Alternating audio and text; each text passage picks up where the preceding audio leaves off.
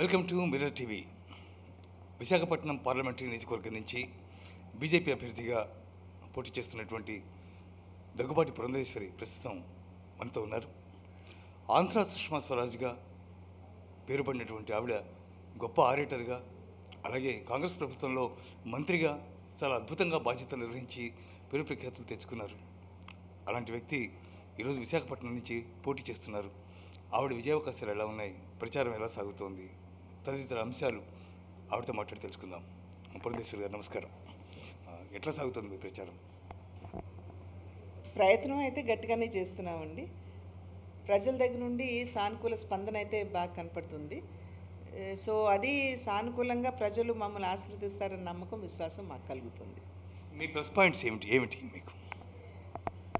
Plus points అంటే ఖచ్చితంగా నేను ఒకటి, నందమూరి తారక రామారావు వారి బిడ్డగా ప్రతి ఒక్కరు కూడా ఆడబడుచుగా నన్ను ఆదరించడం అనేది అది జన్మజన్మల సుకృతం అని చెప్పి నేను భావిస్తాను.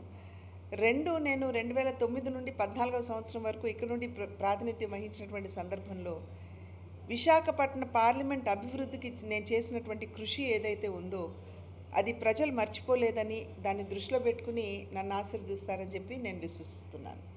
పార్టీలకు అతీతంగా ప్రజలు అంటే మిమ్మల్ని కేవలం బీజేపీ క్యాండిడేట్గా కాకుండా వ్యక్తిగతంగా పురంధరేశ్వరి మాకింత చేశారు అనేటటువంటి విశ్వాసంతో వాళ్ళు ఓటు చేయాల్సినటువంటి పరిస్థితి ఉంది. అంటే బీజేపీ ఎంత అద్భుతమైనటువంటి, ఎంత బాగా చేసినా మోడీ పట్ల ఉన్నటువంటి కొంత వ్యతిరేకత, లేకపోతే రకరకాల ఆరోపణల వల్ల, లేకపోతే ఇటు ముఖ్యమంత్రి వల్ల కానీ, లేకపోతే మిగిలినటువంటి వాళ్ళ వల్ల కానీ ఎదురవుతున్నటువంటి ఆరోపణల వల్ల ఒక రకమైనటువంటి సందిగ్ధ పరిస్థితి నెలకొని ఉంది రాష్ట్ర ప్రజల్లో. సాధారణంగా మేము ప్రజల దగ్గరికి ఇంటింటికి బీజేపీ అనేటువంటి కార్యక్రమం తీసుకుని మా కార్యకర్తలు ప్రజల దగ్గరికి వెళ్ళినప్పుడు మోడీ గారి పట్ల వ్యతిరేకత కనపడలేదండి. మోడీ గారి నాయకత్వాన్ని ప్రజలు ఆహ్వానిస్తున్నారు.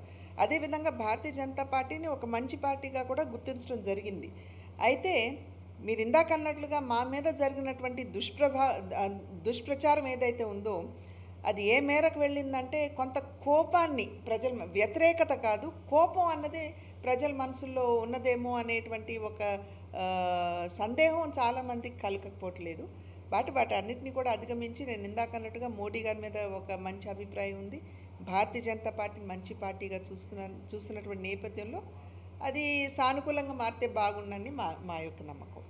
రాష్ట్రం విడిపోయిన తర్వాత, రాష్ట్రం రెండుగా విడిపోయిన తర్వాత కాంగ్రెస్ అనేటటువంటి పదమే ఎక్కడ వినిపించకుండా దాదాపు చేసినటువంటి పరిస్థితి ఆంధ్ర రాష్ట్రంలో ఉంది. ఈరోజు ఆంధ్రులకి ఈ ప్రత్యేక రాష్ట్రం ఇచ్చిన తర్వాత ప్రత్యేక ప్రతిపత్తి విషయంలో చేసినటువంటి అంటే జరిగినటువంటి పరిణామాలు కానీ ఏవైతే అవి వాళ్ళు ఇద్దామన్నారా, వీళ్ళు తిరస్కరించారా, లేకపోతే ప్యాకేజ్ ఇస్తామన్నారా, వీళ్ళు ఒప్పుకున్నారా, తిరస్కరించారా, ఈ అంశాలన్నీ పక్కన పెడితే ప్రత్యేక ప్రతిపత్తి ఇవ్వలేదు, రాష్ట్రం పట్ల కొంత విచక్షణ చూపించారు అనేటటువంటి కోపము, క్రోధము ప్రజలు లేదంటారా? నేను ఇందాక అన్నది అదేనండి. కోపం ఉంది ప్రజల్లో, వ్యతిరేకత ఆ భావన లేదు అని నేను ఇందాక అందుకే చెప్పాను. ఆ కోపానికి కూడా కారణం ఇవాళ ప్రభుత్వం చేసినటువంటి పెద్ద ఎత్తున చేసినటువంటి ప్రచారం, దానికి తోడు మాకు మీడియా సహకారం లేకపోవడం, వీటి వల్ల అసలు నిజాల్ని ప్రజల దగ్గరికి తీసుకువెళ్ళాలని మేము ఎంత ప్రయత్నించినా కూడా దాంట్లో మేము సఫలం కాలేదు అనేటువంటి మాట మాత్రం ఖచ్చితంగా వాస్తవం. ఇవాళ స్వయం ప్రతిపత్తి నాకు వద్దు, ప్యాకేజీ ముద్దు అని చెప్పినటువంటి ముఖ్యమంత్రి గారు ఏ విధంగా మాట మార్చారు, ఏ విధంగా ప్యాకేజీ రాష్ట్రానికి రాకుండా అవరోధంగా నిలబడ్డారు, వీటన్నిటిని కూడా ప్రజలకి మేము ప్రజాక్షేత్రానికి వెళ్ళి మేము ఈ ర్యాలీల సందర్భంలో మేము చేస్తున్నటువంటి ఈ ప్రచార సందర్భంలో వారందరికీ కూడా తెలియజేసే ప్రయత్నం అయితే మేము చేస్తున్నాం. ఇప్పుడు మీరు ప్రయత్నం చేస్తున్నారు, కానీ మొదటి నుంచి ఈ ఫ్యాక్ట్స్ అన్ని చెప్పడానికి ఎందుకు ప్రయత్నం చేయలేదు? గ్రామీణ సడక్ యోజన కానీ, లేకపోతే పోలవరం ప్రాజెక్టుకి సంబంధించి కానీ, లేకపోతే మిగిలినటువంటి సెంట్రల్ నుంచి రాష్ట్ర ప్రభుత్వానికి వచ్చేటటువంటి నిధులు కానీ, వీటన్నిటిని బీజేపీ ఎందుకు ప్రజల్లోకి తీసుకెళ్ళలేకపోయింది? అంటే మోడీ గవర్నమెంట్ నుంచి మనకు వచ్చినటువంటి సపోర్ట్ ఏదైతే ఉందో ఈ సపోర్ట్ని ఎందుకు వాళ్ళ దృష్టికి తీసుకెళ్ళడంలో ఎందుకు విఫలమైంది? కారణం ఏంటి?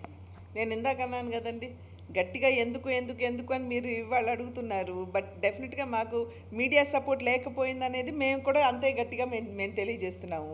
పోలవరానికి జాతీయ హోదా ఇచ్చిన తర్వాత దాని నిర్మాణానికి అయ్యే ప్రతి ఒక్క పైసా కూడా ఇవాళ కేంద్ర ప్రభుత్వం ఇస్తున్నదే. కేంద్ర ప్రభుత్వం కనుక డబ్బులు ఇవ్వకపోతే అసలు ఏ కాంట్రాక్టర్ కూడా ఇవాళ పోలవరంకి సంబంధించినటువంటి పనులు చేయడు. ఎందుకంటే కాంట్రాక్టర్లు బిల్లు వస్తే కానీ పని చేయడు అనేటువంటి విషయం మనందరికీ తెలుసు. కనుక ఇవాళ 62%, 70% పని అయింది అక్కడ పోలవరానికి సంబంధించి అంటే అది కేవలం కేంద్ర ప్రభుత్వం ఇచ్చినటువంటి వనరుల వల్లనే అయ్యింది అనేటువంటి విషయం ప్రజల మనసులో ఉన్నది అని చెప్పి నేను గ్రహిస్తున్నాను.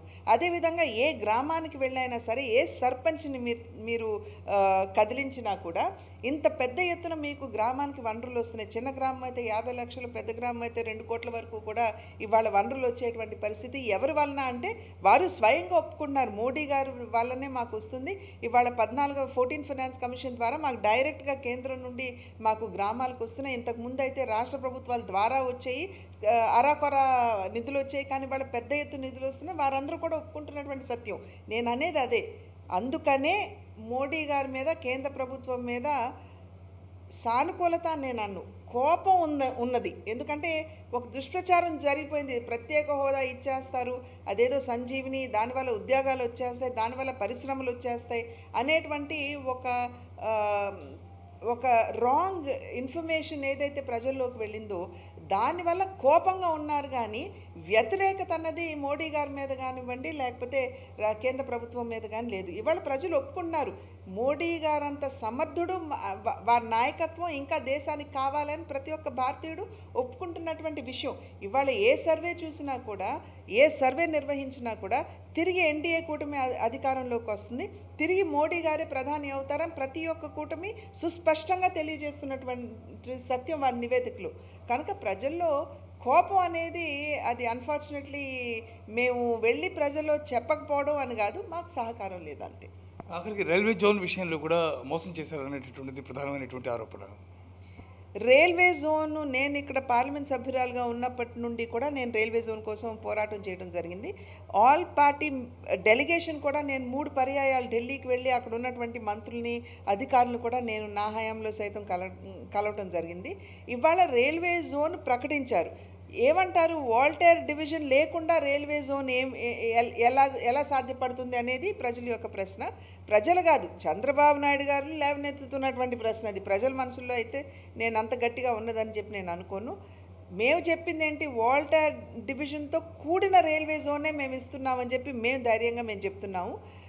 డివిజన్ అయితే ప్రకటించబడింది, కానీ దాని భౌగోళిక హద్దులు ఏవైతే ఉన్నాయో ఇంతవరకు ప్రకటింపబడలేదు. కనుక దానికోసం వేచి ఉండాలి. కానీ ఈలోపే మోసం చేసేసారు అని చంద్రబాబు నాయుడు గారు చెప్పడం ఏంటండి? అంటే ఒక ముఖ్యమంత్రిగా తను ప్రజల్ని ఎంత అబద్ధాలు చెప్తూ వారిని పక్కదో పట్టిస్తున్నారో ఒకసారి ఆలోచించాలి.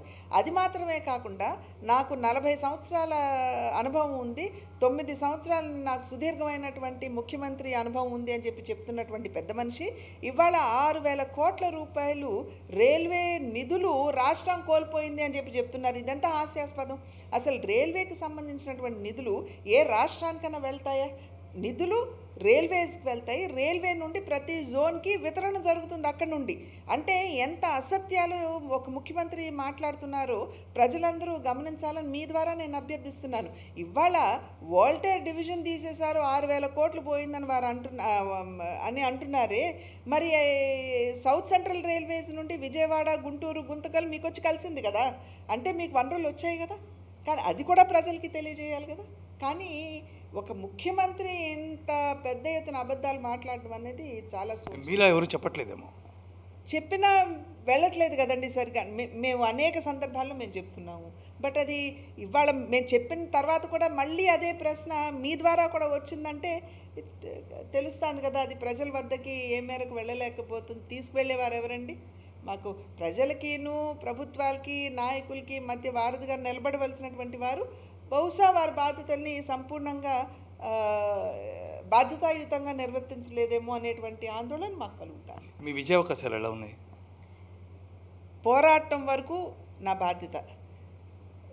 విజయమా లేకపోతే ఇంకోట అన్నది భగవంతుడు నిర్ణయించవలసింది, ప్రజలు నిర్ణయించవలసింది. ప్రజా దర్బార్లో ఇవాళ ఉంది, అది ప్రజా తీర్పు కోసం వేచి ఉన్నాం. ప్రజాక్షేత్రంలోనే మేము తెలుసుకోవాలి. ఇప్పుడు మీరు బీజేపీ తరఫున కంటెస్ట్ చేస్తున్నారు, దగ్గుబాటి గారేమో వైఎస్ఆర్సీపీ తరఫున పోటీ చేస్తూ ఉన్నారు. ప్రస్తుతం వస్తున్నటువంటి ఆరోపణలు అటు మోడీ గారు ఇటు వైఎస్ఆర్సీపీ రెండు కలిసిపోయినాయి, ఒకరికొకరు అండగా ఉన్నారు అని ప్రతిపక్షాలన్నీ ఏకపక్షంగా గొంతెత్తి ఆరోపిస్తున్నటువంటి నేపథ్యంలో మీరు ఇటు అటువైపు పోటీ చేయడం, విడివిడిగా ఇలా పోటీ చేయడం అనేది బ్యాడ్ సిగ్నల్స్ ఇవ్వదని మీరు అంటారా? ఇది చాలా చాలా శోచనీయం అండి. ఎందుకంటే ఈ నిర్ణయం అనేది మా కుటుంబం అంతా కూడా కూర్చుని మాట్లాడుకుని చర్చించుకుని తీసుకున్నటువంటి నిర్ణయం. ఇది ఒక కుటుంబ నిర్ణయంగా చూడాలి, రెండు పార్టీలకి సంబంధించినటువంటి అంశంగా పరిగణించాలి. కానీ ప్రతి నాయకుడు కూడా నాకు సంబంధించిన అంశంగా తీసేసుకుని దాని మీద ఇష్టం వచ్చినట్టు వ్యాఖ్యానించడం అనేది సభ్య సమాజం దీన్ని ఆమోదించేటువంటి విషయం కాదు. ఇవాళ మేమందరం కుటుంబపరంగా కూర్చుని నా నిర్ణయం నేను తీసుకున్నాను, నా కొడుకు నిర్ణయం నా కొడుకు తీసుకున్నారు. అనుకోని పరిస్థితుల్లో నా భర్త నా కొడుకు ప్లేస్లోకి రావాల్సి వచ్చింది. ఇవాళ నాయకులు ఎవరైతే నన్ను తప్పుపడుతున్నారో వాళ్ళు నేను నిర్ణయం తీసుకోకూడదు, నా భర్త ఏ నిర్ణయం తీసుకున్నా దానికి అనుగుణంగా వెళ్ళాలి అని చెప్పి కనుక వాళ్ళు చెప్తున్నట్లయితే మహిళా సాధికారతను వాళ్ళు ప్రశ్నిస్తున్నట్టే. అదేవిధంగా నా భర్త నిర్ణయం తీసుకునేటువంటి అధికారం లేదు, నేను తీసుకున్న నిర్ణయానికి అనుగుణంగానే ఆయన వెళ్ళాలి అని కనుక చెప్పినట్లయితే ఆయనకున్నటువంటి ప్రజాస్వామ్య హక్కుని వారు ప్రశ్నిస్తున్నట్టే. కనుక ఆ నాయకులు ఎవరైతే మమ్మల్ని తప్పుపడుతున్నారో వారు చక్కగా మా ముందుకు వచ్చి మహిళా సాధికారతని ప్రశ్నిస్తున్నారా, నా భర్త యొక్క ప్రజాస్వామిక హక్కుని ప్రశ్నిస్తున్నారా అనేటువంటి ప్రశ్నకి వారు జవాబు ఇవ్వాలి. భారతీయ జనతా పార్టీకి సంబంధించినంత వరకు నేను డైరెక్ట్గా ఢిల్లీలో ఉన్నటువంటి నాయకులకు వెళ్ళి నేను చెప్పాను, కుటుంబ పరంగా మాకు ఈ రకమైనటువంటి పరిస్థితి ఏర్పడింది, మా అబ్బాయి నిర్ణయం తీసుకోవడం జరిగింది, అనుకోని పరిస్థితుల్లో మా భర్త అక్కడికి వచ్చారు, నేను తప్పుకోవటానికన్నా సిద్ధం, లేదా పార్టీకి సంస్థాగతంగా పనిచేయడానికి నేను సంసిద్ధంగా ఉన్నాను అని చెప్పి పార్టీకి కూడా నేను చెప్పడం జరిగింది. కానీ పార్టీ దాన్ని తప్పుపట్టలేదు. ఇప్పుడు నిర్మలా సీతారామన్ గారు బీజేపీలో ఉన్నారు, వారి భర్త పరకాల ప్రభాకర్ గారికి తెలుగుదేశం పార్టీనే పదవులు ఇచ్చింది, మరి దాన్ని కూడా వాళ్ళు తిరిగి చూసుకోవాలి కదా, ఆత్మవిమర్శ చేసుకోవాలి కదా. కాబట్టి ఇది నా అభ్యర్థన, ఇది 2 adults ఒక ఫ్యామిలీ అండ్ పార్టీస్ డిసిషన్ అయింది, దాన్ని గౌరవించమంటున్నాం. థ్యాంక్ యూ సో మచ్ అండి. తాను విజయం సాధిస్తానా లేదా అనేది తర్వాత విషయం, కానీ అంతకుముందు తాను ఎంపీగా ఇక్కడ చేసినటువంటి ఏదైతే గొప్ప గొప్ప పనులు ఏవైతే ఉన్నాయో, ప్రజల కోసం తాను చేసినటువంటి సంక్షేమ కార్యక్రమాలు ఏవైతే ఉన్నాయో అవన్నీ తప్పకుండా తన వెన్నుదన్నుగా నిలుస్తాయని, అలాగే మోడీ పట్ల కొంత కోపం ఉన్నప్పటికీ కూడా వ్యతిరేకత మాత్రం లేదని, ఆయన చేసినటువంటి గొప్ప గొప్ప పనులన్నింటినీ కూడా ప్రజలు మెచ్చుకుంటున్నారని, అందువల్ల విజయం గురించి తాను ఆలోచించట్లేదని, కేవలం పోటీ చేయడం వరకే తన బాధ్యత అని పురంధేశ్వరి చెప్తున్నారు. కెమెరా పర్సన్ సురేంద్రతో Sivaprasad, Mirror TV, Vizag. Please subscribe Mirror TV. Please subscribe Mirror channel. Please subscribe to Mirror TV. Hi, this is Prashant Verma. Please subscribe to Mirror TV. Please subscribe to Mirror TV. Please subscribe Mirror TV.